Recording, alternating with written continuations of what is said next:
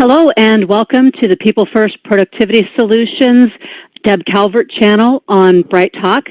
I'm Deb Calvert and I am really delighted that you could be here today. We are going to be covering a lot of ground and I won't be able to go in depth into every part of today's topic, which is why I've loaded up the attachments, the bonus content. You'll find that over there in the Attachments and Links tab. I hope that you'll also subscribe to this channel because there are many previous on-demand webinars that are available to you, and you can drill down into any part of the topic that you feel like you'd like to get a little bit more in depth on. For those who are new to Bright Talk, I do want to point out a couple of things. First of all, if you have any issues at all, click on the orange button that says Get Live Support Now because Bright Talk folks will be able to take care of you right away. I mentioned the Attachments and Links tab. It's pretty high value. It's one of the things I like best about Bright Talk. And one of the first things you may want to jump in there and grab are the slides from today's presentation. I've given you a PDF of those in case you want to see them and take notes along the way as I'm presenting. I've got a lot of information packed in, including some slides that are charts with quite a bit on screen that you won't be able to capture all at once as I give it a quick overview. The other attachments, I'll mention them as they're relevant throughout our conversation. Two other things about the platform. We're going to be using a polling feature today, and I'd really love to hear your answers when we get to that in just a moment. I always am eager to hear your questions, and so go ahead and type those in for me, and I'll answer them as they make sense in the sequence of our presentation. I don't always wait until the end to take all the questions at once. And something that I greatly appreciate from you, at the end of the presentation, if you could please, go ahead and post a review. It helps me to know what's on target, what's not on target, what I can do differently in the future, as I do try to make presentations once a month for HR and management folks in businesses. So just a little bit about me now on screen. I hope that you'll connect with me on LinkedIn, that you'll subscribe to this channel, that you'll visit my website, and that we can be in touch. Next month's presentation will be about a topic that is not one that we see all that often, but it's extremely important. I've titled it Soft Skills Are Hard, and so if you are managing people or if you work in people development in any way, this will be about how and why to nurture soft skills in your organization. Okay, now I mentioned that we were going to take a poll, and this is going to help me in terms of setting up the rest of today's topic, but it also is just going to give me a little insight into all the people who are attending here today. What I'd like you to consider is your own personal preference. The same answer responses are going to be available in the poll in just a moment. I'll give you about a minute to make your choice, but I'd like you to think about your own personal preference. Don't worry about people you manage or expectations of your organization. This is just about you. And I realize you might like more than one of those responses. You might have multiple preferences showing up on that list, but I'd like you to pick the one that would be your top priority of a preference, the one that you would like to have more than any other. And I've opened up the voting now here for you. I'm going to keep this open for a full minute. I would like for everyone to pick an answer, and then we'll see what the full group has voted on. By the way, there are no right or wrong answers. This is just about your own preference. We've got about 30 seconds left. I'm waiting for everybody to have a chance to get in here and vote. I'm counting you down. Last call, just about 15 seconds to respond, and I am looking for everyone to participate, please. Okay, 3, 2, 1. If you haven't voted, do it now because I'm going to stop the voting and display the results. And what you now see, let's see here. That poll did not close. We might have a little technical issue here. That poll did not close. It's still open. Well, I'll tell you what it says as you're getting a second chance to vote.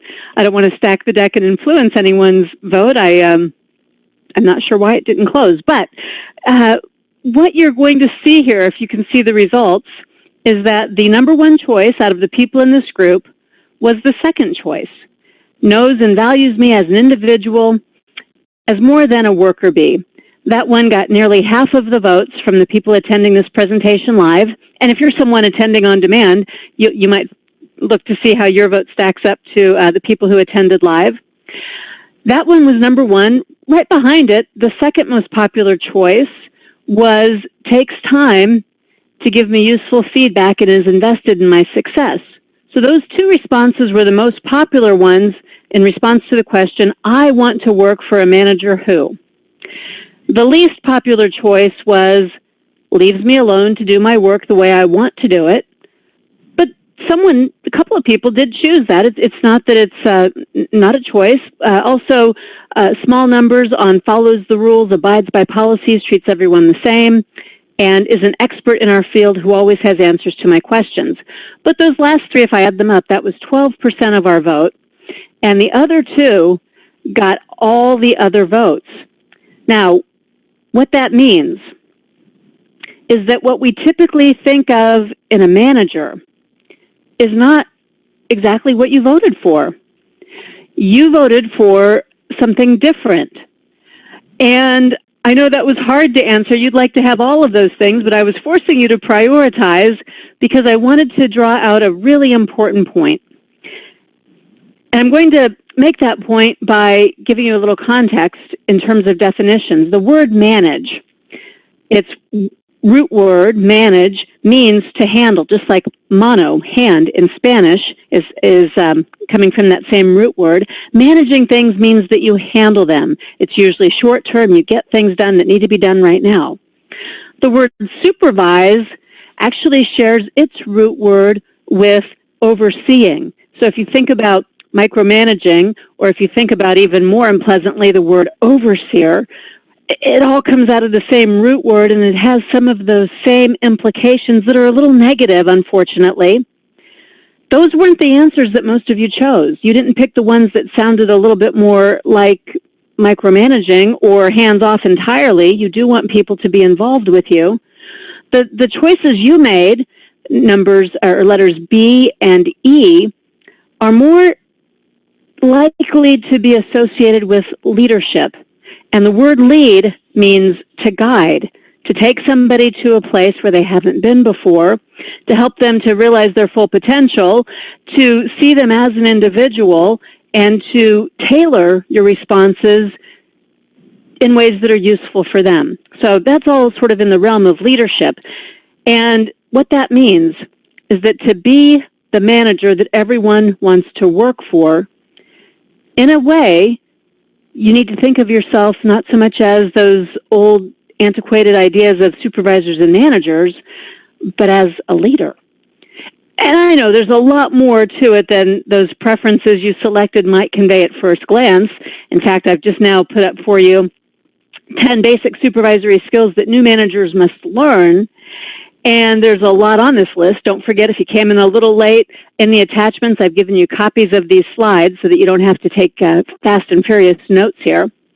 But these 10 basic supervisory skills that managers, new or not, need to know are engaging people in ways that help them to see the manager in a positive light, to see themselves in a positive light where they can unleash their full potential and make the maximum contribution to the work that they do. Let me tell you why this matters so much. Mastering all 10 of these basic supervisory skills matters greatly. I'm going to give you 2 pieces of data to back it up. HR Drive survey found that 75% of employee turnover is preventable through the direct supervisor. And Spherian had some research that said 78% of employers are worried about a talent shortage but do not take actions like training supervisors to prevent turnover. So we could be preventing turnover in your organization. You could be retaining more of the people you'd like to retain. Employers are worried about that, but at the very same time, they aren't taking actions like training supervisors in the critical ways that you see on screen. Now, of course, we can't, and I won't even try to cover all of this today, but I'm going to point you to some resources that will build on everything that we do cover. My aim is to help you think about the role of managing and the foundation needed to be an effective supervisor who also effectively leads and inspires and engages others. So toward that end, one of the most important things to know is this. The number one reason that employees give for quitting is that they didn't feel valued or empowered by their supervisor. Just like the choices that you made in our poll for preferring a manager who knows you and a manager who gives you feedback. And the funny thing is, it's not even in your job description as a manager, but it's critically important to value and empower people. And if I were to say this another way, I would introduce two words to you. The first is ennoblement, because everyone, no matter what answer you chose, everyone wants to work for a supervisor who ennobles them, a person who makes them feel worthy or important in the work that they do. And by the way, that's a real word. I didn't make it up. It's just not one that we use all that often, unfortunately. You've probably heard its opposite. The opposite of ennoble is ignoble, which is to make someone feel unworthy or unimportant. And accidentally, sometimes that happens in workplaces. So we should all strive, if we want to be that supervisor who everybody wants to work for, we should be striving to ennoble other people. And hand in hand in that, when people are ennobled, when employees feel worthy or important, they're more likely to be followers. They're more likely to appreciate and want your leadership, and they're more likely to be highly engaged in the work that they do. So I've got another definition there for you, and that is a buzzword sometimes we hear, right? Employee engagement. But what it really means is, from the CEB, it means the emotional connection that an employee feels with the organization that causes them to apply additional discretionary effort. Two pieces to that.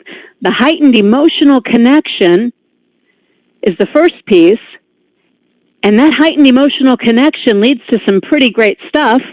There's a domino effect here. When an employee is engaged, they tend to stick around longer. That's where retention comes from. And when they have an emotional connection, they're going to then, the second part of our definition, they're going to apply additional discretionary effort to their work. And when they apply additional discretionary effort, that's what unlocks the next pieces in the puzzle. That's where you get increased levels of productivity. People apply additional discretionary effort. They work harder. They do more in a period of time. They do it better. They are invested in it. They care about the work. You get better quantity and quality outputs.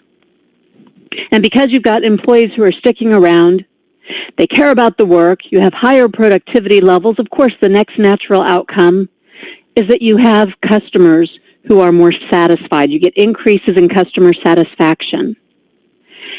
And the then natural outcome of all of that is both top-line revenue growth and bottom-line higher levels of profitability. One reason that you get better profitability is that you're cutting expenses. Higher productivity means fewer hours on overtime. It means less waste. It means that you're not having to spend as much money on sourcing and recruiting and hiring and onboarding new employees. So you're saving money at the same time that you're growing top-line revenue. Now, of course, everything I'm describing, all the research around this, and there's quite a bit of it, it all is pre-COVID-19. I think there might be some changes here that are going to come from the new normal or the next normal, but I don't anticipate there being significantly different outcomes. I think it's still going to be true that when you engage employees You will still have all of the outcomes that I'm describing there, which does beg the question. You'll notice that I started at the second puzzle piece. If you're wondering what it is then that boosts employee engagement to get all of those other benefits I've described, well, the number one thing, more than anything else, that contributes to employee engagement is the behavior of a supervisor. And supervisors who do the very best job, managers who do the best job with employee engagement, are those who have been developed as leaders. More than any other factor, in fact, 37% of engagement is accounted for by the behavior of the person you report to. And if you'd like to learn more about all that research and how these puzzle pieces fit together, I'm going to recommend a nice little book to you called Great Leadership Creates Great Workplaces. That's written by Jim Kouzes and Barry Posner. It's really fascinating stuff. Okay, now, if you're wondering, because you've come into this conversation with me about how you can be the manager that everyone wants to work for, but if you're wondering, how do you do that when the people above you, when the culture of the organization, or when the proverbial powers that be are fueling something else? They're modeling something else. They are setting a tone that's different from what we've described here. They are not leading in the ways that I'll be describing here in just a moment. If you're wondering, what do you do to manage others when that's the environment that you're in, hang on, because I'm going to answer that question as we proceed. And I know it happens. It's unfortunate. So now leaders, and that, when I use that term, I also mean managers and supervisors who choose to develop themselves and take actions as leaders no matter what the environment. What leaders do is they guide, they inspire, they enable, and they engage people. Leaders have followers. Leaders, by the way, we've just seen here, have stronger business performance by every possible measure. So engagement is pretty important, and that's why I've given you a couple of attachments, another webinar on this channel that you can go to. Oh, and also a nice little tool. It's free. It's a daily checklist tool, simple things you could be doing every day that would heighten the levels of employee engagement on your team or in your organization. But there's one more thing I need to say about this whole idea of employee engagement, because I know some of you have had a reaction to the word in the definition. That definition was a heightened emotional connection an employee feels toward their organization. And that word emotional is not accidental. It's important. And this is why soft skills are not optional. It's why my June presentation to you will be about soft skills. I hope you'll sign up for that one. But it is about the emotion. And emotions often get overlooked. But what I've got for you on screen now shows you why it's so important. And here again, how a manager's choices, a manager's attributes, contribute so much to the commitment level of employees in the organization. And it takes soft skills to build emotional connections. If you're over-relying on your technical proficiency and ignoring soft skills, you might not be putting yourself in that position where people do want you to be their manager, where they do feel comfortable following you. So you're missing out on some of that emotional commitment that then gets people to apply additional discretionary effort. So these pieces all fit together, and it is the emotional commitment that matters more than anything else. Emotional commitment starts with soft skills from supervisors. And I'll say no more about that next month. Come on back for that one. But I would want to take a tangent now. Let me bear with me for just a moment. There are a lot of people attending right now who are from HR or learning and development functions. I want to speak to them for just a moment. Supervisor skills with a leadership development emphasis packaged together is where you're going to get the best return on investment for your training dollars. By far, the very best. There's a tremendous business case that we could make for this, and I've made that in some other webinars on this channel.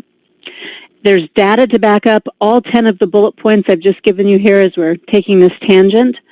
For example, Gallup found that companies that increase their number of talented managers and double the rate of engaged employees achieve, on average, 140% higher earnings per share than their competition. And I've given you a lot of data. It's compiled in the attachment called The Ultimate Guide to Employee Engagement Statistics. It's actually 98 pages of statistics to back up every aspect of employee engagement and leadership development. So if you're someone who needs that sort of data to make the business case to senior leadership in your organization, or to help people see why making a change to manage and create culture that's more like what I'm describing, that'll be a good tool. And I'll help you get through it if you want to give me an email, and we'll talk about how to use that. Okay, now back to supervisors. I just wanted to make sure we covered the folks who aren't directly supervising or thinking of their own situation, but looking more holistically at the organization. But back to supervisors. I want to break this down because I've given you so much already. I want to break this down into more manageable chunks. And we're still thinking about all those benefits that I showed you from employee engagement. I still want you to be thinking long-term about all the skills that you could build. But I've broken it down into 5 categories, really 4 categories, but I wanted to do a subset because it's so important. And if you'll focus on one of these, it will help you to accelerate your success as a supervisor. But a word of caution, because I'm not going to let you go to the easiest 2. For a lot of supervisors, going straight to technical skills is tempting. After all, as a frontline contributor, this is how you earned your keep. It's how you proved your value. Your superior technical skills have earned you raises and rave reviews, and may even be what led to your promotion into management. But if you're still relying exclusively on your technical skills, you're going to hit, or maybe you've already hit, a roadblock in your career. So I'm giving you a word of caution. Although your technical skills matter greatly, they may not be sufficient to earn you the next level, or to get you to that place where you are the manager that everyone wants to work for. It's because there are some other pieces of this puzzle that you need to put in together. And the same thing is true with the one that's up there, setting expectations and managing performance. You don't want to over-rely on that one either.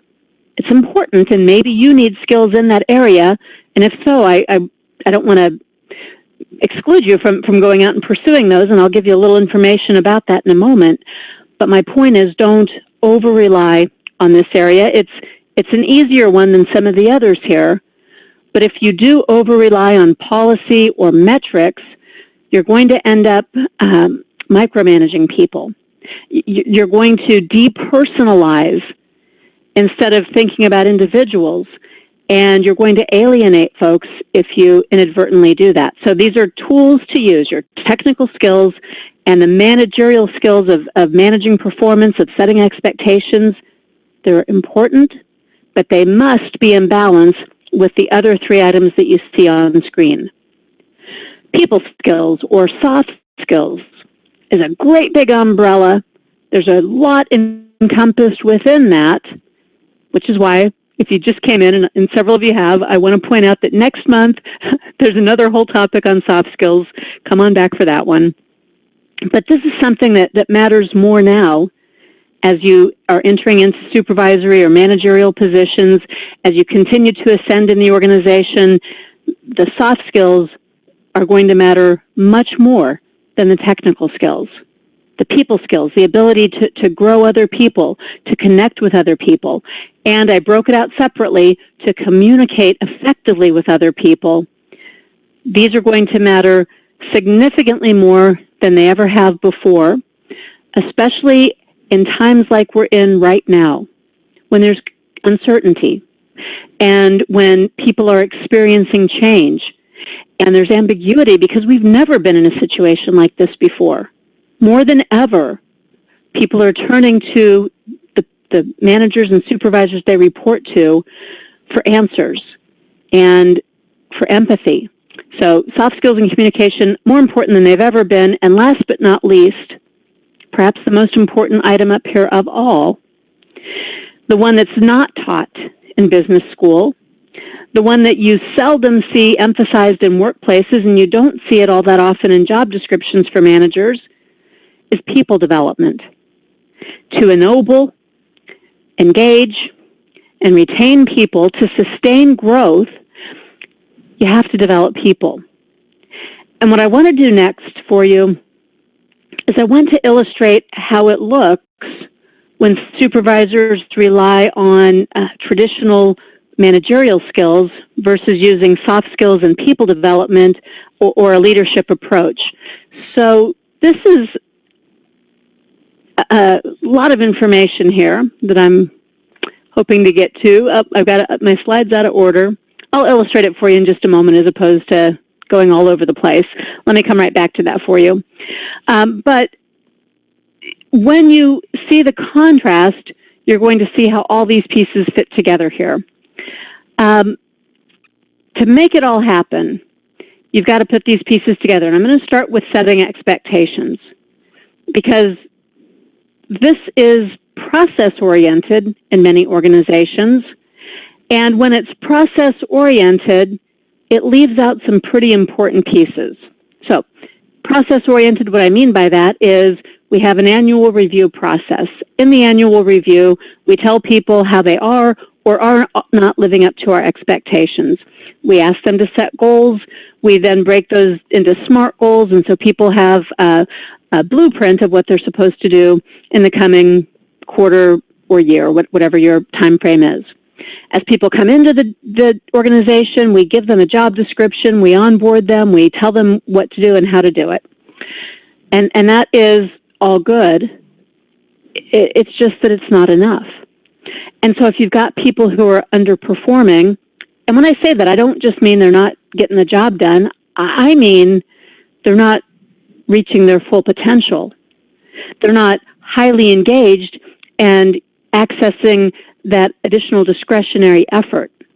So underperforming, I've got a pretty high standard for what top performance looks like, and I mean anything that falls short of that, including if people aren't growing. What you see on screen are the reasons that people underperform. And it's not just that you told them what to do, and it's not just that you showed them how to do it. You'll see that there's a lot more here. People need to know how much that you expect from them. What's the volume and the frequency? Explain to me the quality. They need all of those details. They need examples of what it looks like, not at bare minimum, but at best, highest, top performance. And they need to have feedback. If they're not doing it correctly, they need someone to come alongside them and coach them and help them and be invested in their abilities to get whatever they need to perform at a higher level. And they need to know why they should do it your way, because maybe they have a better way, or maybe they have a perception that their way is better. So you've got to take all of that into account and spend time with individuals if they're underperforming to examine it from all these angles. Don't miss the last few items here. They also need context. They need to know why. It's not just that there's a punishment, but there's a purpose. There's a reason why you've asked them to do things a certain way. And yes, the last one is sometimes true. Maybe they just don't like the work and they don't want to do the work. And if there's no negative consequence, then they can duck or dodge the work. So you've got to be careful what you're reinforcing as well. I just want to give you an example here. This is a real example. It comes from an assembly line in a factory. A manager, as he breezes through every few hours, what he tends to praise in that particular assembly line is people who are working fast and getting a high level of production. In fact, he offers bonuses to individuals who exceed their quota on the line. So people are always working faster. They're always trying very hard to increase output. And the problem is that that particular unit of the business has extremely low levels of quality.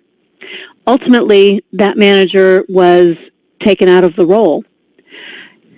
And it's unfair because expectations were not properly set for him. He was not properly setting expectations for the team, that quality output was, in fact, the priority over quantity. So you've got to get all your systems lined up and not send mixed messages when you set expectations. Now, what I'm describing, it involves more than delivering a message just one time.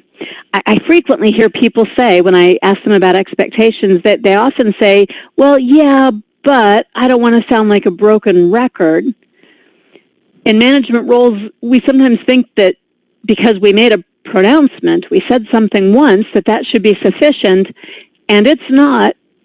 Communication is not delivering a message. Communication is making sure that the message you sent was accurately received and understood by the recipient. And there's a lot of interference that happens. The receiver has questions. You go back and forth in communication. Things interfere because there are mixed messages, or there are misunderstandings, or there are disruptions to that message. So it takes more than simply delivering it. Context matters. Your intent matters. And you've got to frame it up so you're keeping all of that in mind. And yes, you probably guessed that there's a whole other webinar on this topic if you want to go deeper into it. And when I say context and intent, it brings us full circle back to this, to people development. What I'm showing you here comes from a good little book called Journey to the Emerald City. But what it's attempting to illustrate is that when you're operating in the realm of managing and supervising, what you're probably focusing on are the results. You're telling people the outcomes that you want, whether that's quality or quantity or some sort of work product. And hopefully you're also going down to the next layer. You're describing for them or setting expectations or giving metrics that measure their actions. So you want the result, and you want them to choose the behaviors, the actions that drive that result. And you're coaching them so that they can get better and better at those actions. That's all in the realm of management, and that's excellent. It's important, but once again, it's not enough. It's not enough for being the manager that everybody wants to work for. It's not enough for giving people what they really want, which is leadership.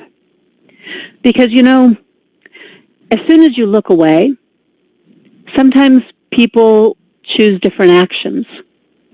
They don't always keep doing what you want them to be doing. Ultimately, more than you, what drives their actions are their own beliefs.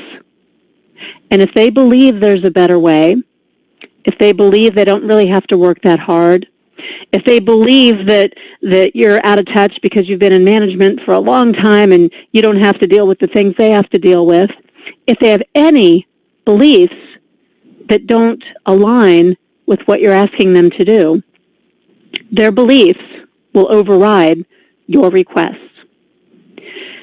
Leaders know this, and leaders work to understand what people believe, individuals, and they work to shape those beliefs so that people will choose the actions that drive results. And what that requires is getting all the way down to experiences. You see, our beliefs are formed by our experiences. If you reward somebody for high quantity, but you ignore the fact that my quality is superior, my experience now says you don't care about me, you don't pay attention to me, and all I should do is crank out quantity and not be concerned with quality. So you have to be very careful and thoughtful, very deliberate, so that the experiences you create shape the beliefs that drive the actions that lead to results. This is what leaders do, and it takes time, and it gets down to a level of individual, not just group, not just corporate, and it takes a lot of different skills than the ones you may have been rewarded for in the past, your technical skills. And here's why it's worth it. It's worth it Because the best leaders, and everything I've been describing around beliefs and experiences, around guiding people, right, that's leadership. The best leaders elicit 3 times the amount of talent, energy, commitment, and motivation compared to their counterparts. But having said all that, I also don't want you to think that your technical skills are unimportant, but I do want to remind you that there's only so much that you, as an individual, can do. So if you're a supervisor who has relied heavily on technical skills and you're trying to be the role model to other people, or the person who dons their superhero cape and swoops in to save the day by doing things that the folks on the front line are supposed to do, please remember that you're just one person, and scalable growth comes not from your technical skills, but from empowering and building other people, being able to lead them, to teach them, to coach them so that they develop high levels of technical skills too. Now, I promised you a moment ago that I'd show you what this all looks like in practice, and finally we got to it. What I'm showing you are situations that are quite common in any workplace, and ineffective responses are coming from the drivers we talked about earlier, policy or good technical skills, the ones that aren't focused on people building and on what people really want from their managers. Those are over in the right-hand column. So you'd read this row by row. The first row, for example, the situation there is that there's a lot of burnout. Employees are feeling overloaded. For a lot of you who are in certain types of roles right now where the work is essential, you probably are experiencing this. You could, with your superior technical skills, you could take some work off their plate and just do it yourself. But that would take away from the time that you would otherwise be spending coaching and developing and preparing people to expand their own capacity. And this represents a choice. You'll have to decide based on your current circumstances, based on the people that are working with you, based on the needs long-term of your organization. I want to point out, though, that there is a choice, and there are better responses when the time is right and the situation allows it. You've got to go for the one that builds people. The second row represents a situation where we've got policy and intervention potentially overriding what you could do, the other choice you could make that would create more autonomy and ennoblement for people.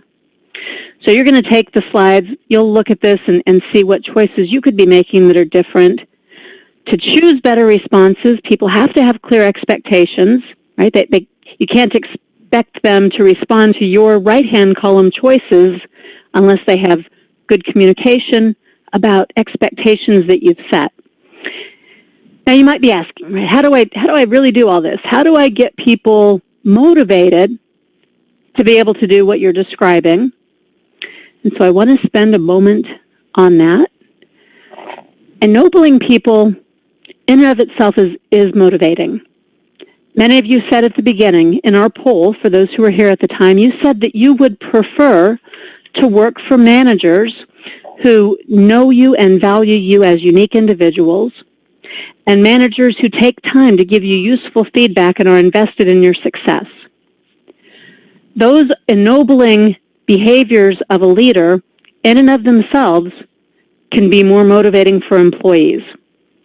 But take a look at what I'm showing you on screen here too. This is really 4 choices of how you can motivate people. 2 of them are extrinsic. They come from outside the individual. The other 2 are intrinsic. They come from inside the individual. And then you have positive and motivations and negative motivations, carrots and sticks in each one. The difference is this. When you are extrinsically motivating somebody with positives like a raise or with punishments like a demotion, those extrinsics, those are known as lighting a fire underneath someone. Intrinsic, when you really get to know a person and you know why they're working and what their life goals are and the things that cause them to feel ennobled, when you know that intrinsically, instead of lighting a fire under someone, you have the ability to ignite a spark and fan the flames that are already inside them. That's going to last a lot longer. It's going to burn a lot brighter than anything you can do extrinsically. But to do that, you have to get to know people. In fact, you have to put people first.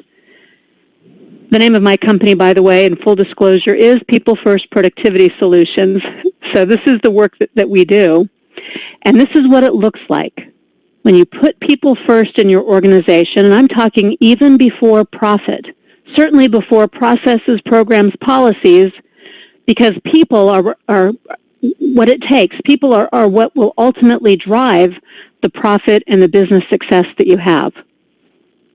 You can measure your organization by looking at typical situations that occur and by looking at the responses that happen within the organization. You can use this as a self-assessment for what you do or as an organizational assessment. Let's say you've got somebody in the first row who's going to be retiring. In fact, you've got several executives who will be retiring in the next few years. A people-focused organization has been giving people cross-functional experience. They've been developing those high-potential directors and managers. They've been mentoring and coaching them in the soft skills to help them prepare for ascension into those senior roles. A profit-driven organization, that they've been saving the pennies. They haven't been focused on internal development, and they're probably going to use an executive search firm to go out and find external candidates. An organization that focuses more on programs and policies, well, this has all been delegated, all of succession management, it's been delegated to HR, and HR has been using a 9-box model to label people as high performance, high potential, and doing certain things, monitoring the reviews of certain people. It's all very hierarchical and structured. And whatever's going on in your organization, it's an indicator of what your values are, of what really matters to you as an organization. This is what you are signaling to people. From that stems how ennobled do people feel, how engaged are they, and what's the likely outcome going to be in terms of how they view management of the organization. The third row might be a little more familiar to some of you who are attending this. You've been promoted to supervisor. What happened next gives you an indication of what comes first in your organization. Now, last but not least, in case your company isn't putting people first, but you want to, let me just give you some tips about what not to do. What not to do if you want to be an effective manager even in that type of an environment. What you see here, we've all been there, and you might be there right now. We've all seen these command and control styles of management. And at some point, we've probably all had negative reactions to that style of management. We've seen diminished engagement. We've experienced feelings of being disempowered or marginalized. We've held back because we don't feel fully invested in the organization because it doesn't seem like they're fully invested in us. We just have a transactional relationship. I do the work, you give me a paycheck, that's it. But you get to make a choice. Instead of command and control, you can consider heart and soul as a style of leading. You can build people. You can guide them as a leader to unleash their full potential. It's possible. It happens. People do this even in the worst of environments. And I've given you some slides, those ones that had all the tables on them. Those are all choices. They're examples of choices that you can make. Speaking of choices, there's something a little extra I'd like to ask you to do for me today. I'd like you to do this right now before you leave, because we've covered so much information today. This was like a survey course, and you have to do a deeper dive to all the different pieces of what we've talked about. But this is about behavior change. So I'd like you in the question box. I'd like you to think about being that manager that everyone wants to work for. And if you could take just one small behavioral change, one little thing that you could do differently to improve employee engagement and ennoblement, what would that one little thing be? And type it for me into the question box. I'm going to use that to think about future topics for webinars and places where I might go into greater detail. I might, if there's anything there that I can help you with, I might point you towards some other resources. But please go ahead and type that in before you leave. When you do leave, don't forget to download other attachments. There's an ebook with information. There's information about our management training course, which is available in virtual format, same space format, and there's an e-learning version you can access as an individual too. We provide one-to-one coaching. We work with a lot of managers who are experiencing this desire to improve their own management skills and approach. So you're typing answers in for me. Keep those coming. Don't forget to leave me a review after you're all finished up here on this slide, and keep working, because it is possible. You can be that manager that you want to be, the one that everybody wants to work for. It always only boils down to the choices that you make. I'm going to say goodbye, but I'm going to keep the screen open so you can continue sending me. I really am loving all these items that you're sending me. Your one little micro commitment that you're making, the one thing that you'll do to become a better, stronger manager. I'm Deb Calvert. Thanks very much for your time today.